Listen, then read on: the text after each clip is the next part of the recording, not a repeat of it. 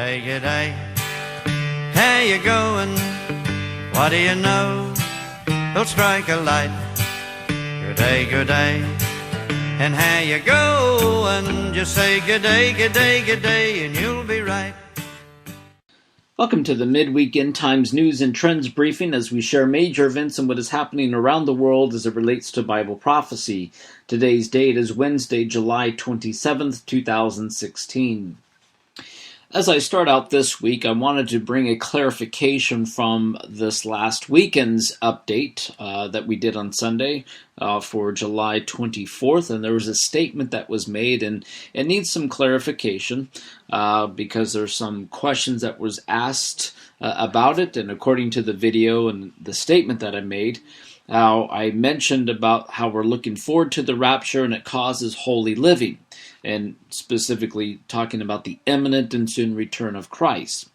And I said, you don't want to be caught doing the wrong things. You want to be caught doing the right things. And so the question that was proposed is, what happens if we're caught doing the wrong things? Well, when I made that statement, I was really thinking of the embarrassment of doing something that you shouldn't be doing, or doing something that displeases the Lord, and you're living in disobedience.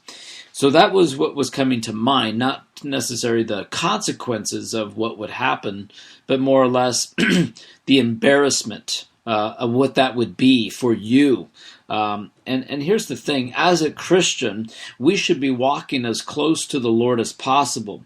We shouldn't be trying to see how far away we can be walking away from the Lord, or how close to the edge we can get, where we're still okay with the Lord and yet still enjoying the pleasures of sin. That should never be in our minds and our lifestyle, but we should always be, how close can I get to the Lord? Not what can I do to get away with it and still be okay?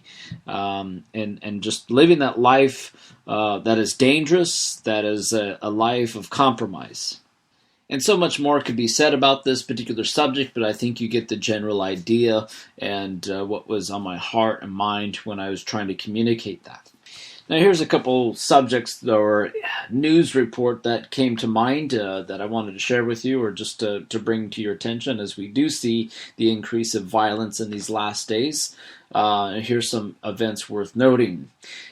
The first one came out a couple days ago, and that was this report came out of the Israeli National News, and many other major news item and websites report the same thing, an incident that happened about the beheading of a French priest, and how ISIS claims responsibility. So the terrorist groups, again, who decapitated the priest are soldiers of the Islamic State.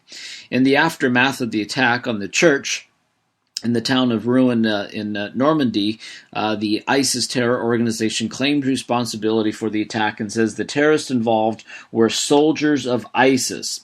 Two men who have declared their allegiance to the radical Islamic terrorist group took 5 hostages in the church, and they killed one hostage, which was the priest, and seriously wounded a second.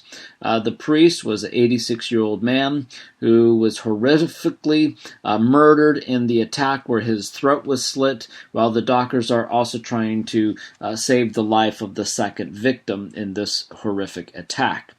The Daily Mail had also reported that the priest was beheaded during the attack before the French priest shot and killed both the terrorists involved. And the French president goes on to say, to condemn the cowardly murder of the parish priest by these two terrorists claiming to be from ISIS.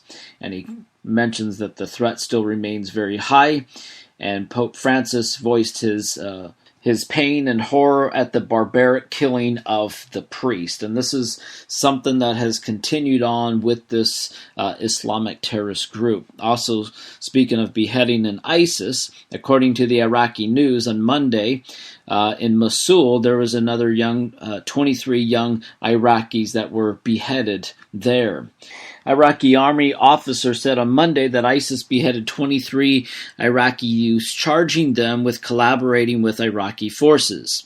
So Brigadier General said ISIS arrested 23 young men from Nimrod and al-Salami It's hard to pronounce some of these Arabic names if you understand where I'm coming from. And beheaded them. The deceased were accused of collaborating with security forces and providing them with important information about the outfit's movement in Nimrod. This heinous crime comes after preparations to liberate Mosul from ISIS control that almost complete, said the general. So, the increase of violence continues on until ISIS is wiped out. We're going to continue to have their threat. ISIS, by the way, goes global. According to a CNN website article that talked about there's 143 attacks in 29 countries have killed 2,043. So since declaring the caliphate in June 2014, the self-proclaimed Islamic State has conducted or inspired more than 140 terrorist attacks in 29 countries other than Iraq and Syria, where carnage has taken a much deadlier toll. Those attacks have killed at least 2,043 people and injured thousands more. And then someone who just still doesn't get this problem with ISIS and Islamic terrorism, Secretary of State John Kerry, said in Vienna on Friday, and this came out of the Fox News, and the article was called "Air Conditioners as Big as a Threat as ISIS." So he goes on to say in this article, in this news report, that air-conditioned refrigerators were as big of a threat to life as the threat of terrorism posed by groups like Islamic State. The Washington Examiner reported that Kerry was in Vienna to amend the 1987 Montreal Protocol that would phase out these hydrofluorocarbons, or HFCs, from basic household and commercial appliances, like air conditioners, refrigerators, and inhalers. So I think his whole idea was thinking that climate control is just as bad or as dangerous as ISIS, which is not true. And as we are working together, as he says, on the challenge of ISIS and terrorism, he says it's hard for some people to grasp, but what we are doing right here is of equal importance because it has the ability to literally save life on the planet itself. So I get his premise thinking that climate change is as dangerous as ISIS, but climate control is not attacking the shopping malls. The climate control is not shooting and beheading people, things like that. So there's a radical difference between the two, and I think he failed to really understand this or grasp it. And when I say climate control, I'm also, it's the whole idea of climate change and this whole deception behind that. So just in case you're wondering what I meant by climate control, climate change, same thing for me.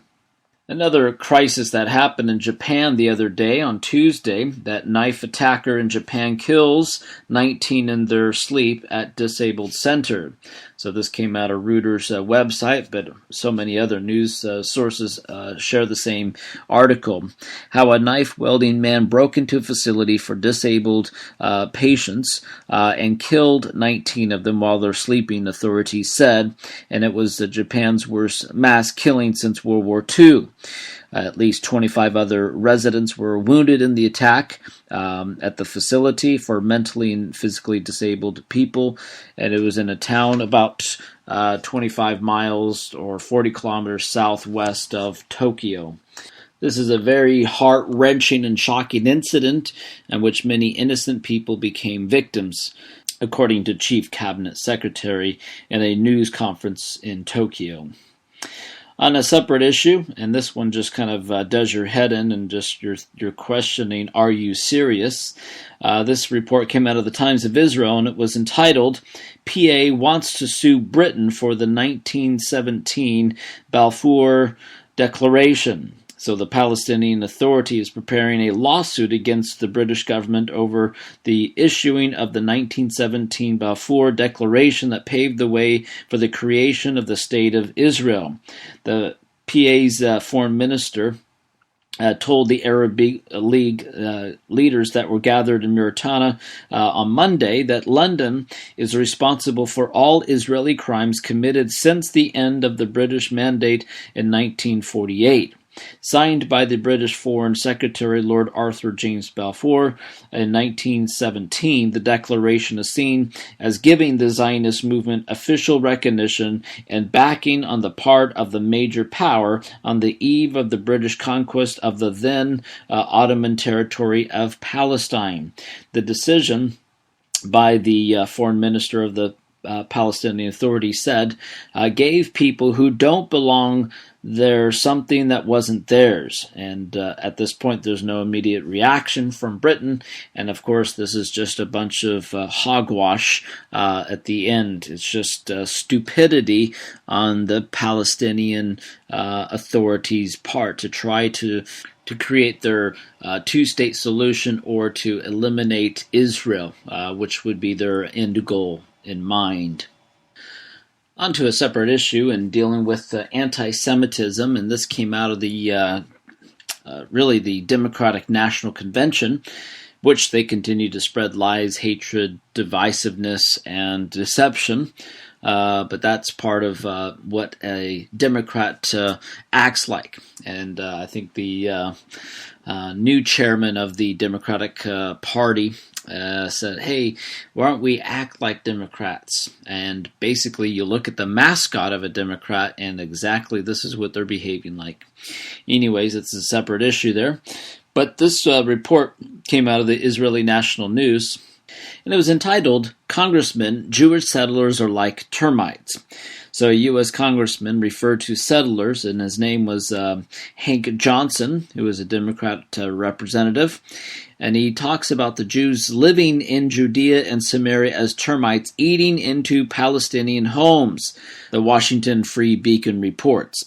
Speaking on Monday at an event, the U.S. campaign to end Israeli occupation, an anti-Israeli organization which tries to gather support for boycott, divestment, and sanctions, or known as the BDS movement, Representative Hank Johnson, a Democrat from the state of Georgia, told the world what he thinks about the situation in Judea and Samaria. And he said this, that there has been a steady stream of almost like termites can get into a residence and eat before you know that you've been eaten up and you fall in on yourself.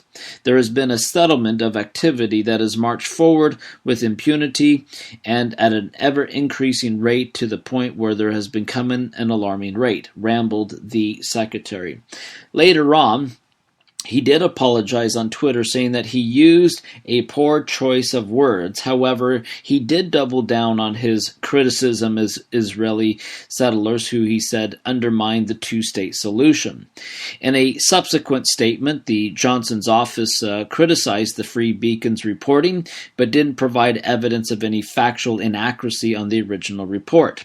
According to the headline, the article headline, it was wrong according to Johnson's office, said in a statement, Congressman Johnson did not call Israeli termites, but he said that the settlement policies threaten peace and a two-state solution.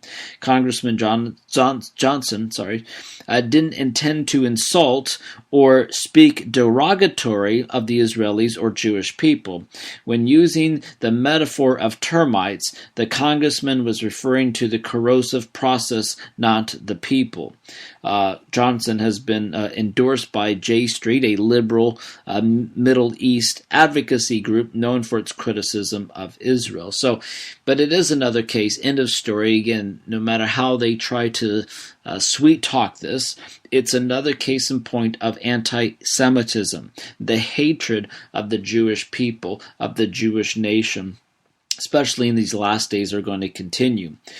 Also, speaking of the DNC, the Democrat National Convention, as you see the surroundings, you hear the speeches, it's sickening to see, but you're seeing these protests outside that talks, and they have these signs of "Long live Palestine, destroy Israel, support Black Lives Matter." And this report came out of the Breitbart report, and how the swelling numbers of leftist protests surrounding the Democrat National Convention, the DNC, are helping lower the various groups about showing their true intentions. Signs promoting Black Lives Matter can be seen waving next to signs calling for the destruction of Israel as the protest chants, "Long live Palestine."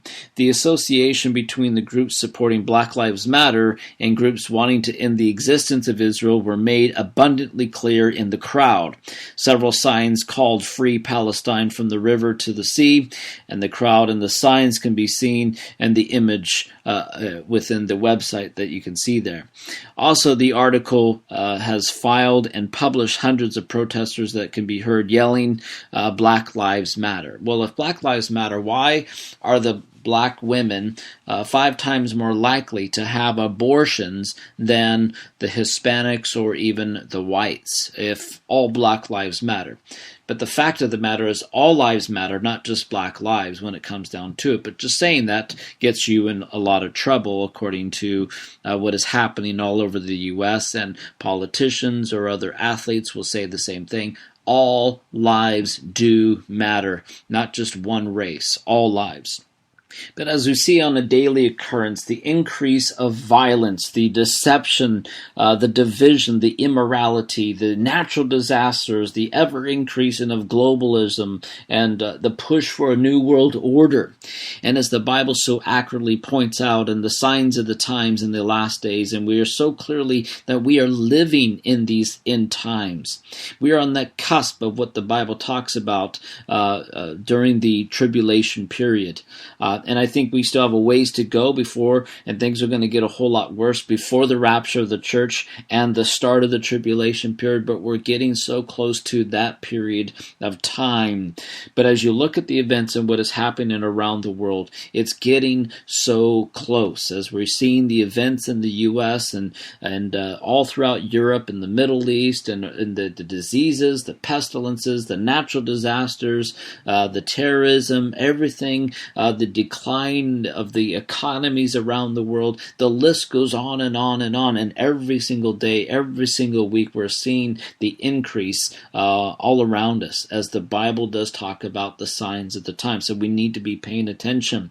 And there's so many other articles that we can share with you and talk to you about, but time doesn't permit. But I do want to thank you for tuning in and listening to this brief update. Until next time, God bless.